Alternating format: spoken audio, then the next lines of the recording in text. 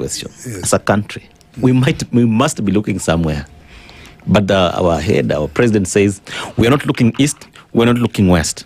We must be looking somewhere because, of course, what is playing out is those are geopolitics, yes. The economics, of course, the economic power. We've seen those mighty countries really scrambling for Africa. This is actually the second scramble and partition of Africa. And the president appears to be courting almost all the superpowers. Even the distribution of the other question is the distribution of the military bases in Africa. Yes. Maybe France could be trailing the other countries. And so the two questions are intertwined. Where are we looking? Well, President Ruto is very crafty because he says we are looking forward. Neither this. And people in the ministry talk of something very peculiar. It's called strategic ambiguity.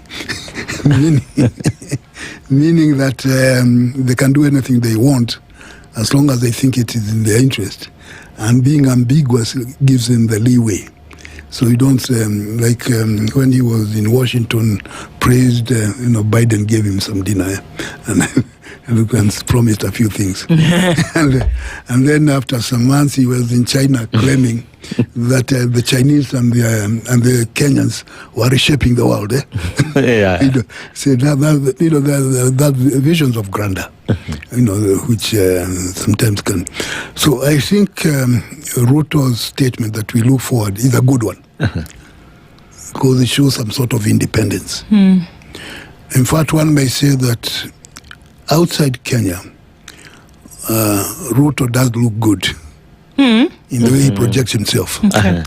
We saw the other day the Japanese Minister of Foreign Affairs, whose name sounds like Kenyan, Motegi. Yes, Motegi, yeah. He gave a nice lecture about how Kenya and Japan are going to reorganize the Indo-Pacific. And of course, the French have an interest in Indo-Pacific because of all the islands they consider they control in the Indian Ocean. So someone say, no, these are also, the French should be also be part of that thing. And in terms of the defense or security arrangements, I wonder what Kenya is going to be secured by the French against who.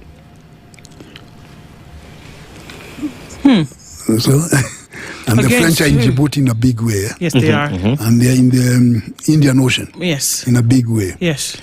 So we know our understanding with Ethiopia, which is long lasting, was mainly against threats from Somalia. That was very clear. Our understanding with the British, and that's why they have these Batuk things was because at the time of independence, many of the East African countries suffered mutinies. And the new governments were embarrassed to have to call on the British to help them, which is what happened in Lanet. And also in Dar es Salaam, it happened. And they had to call on. It was embarrassing. Yeah. So as a result, they have an understanding, you can be training here just in case we need you. So that has security arrangement can be understood. I understand we are also getting into agreements with Turkey, which has dreams of recreating the Ottoman Empire across all the way East Africa. And so we are getting into some understanding with Turkey about defense. And U.S. defense against what?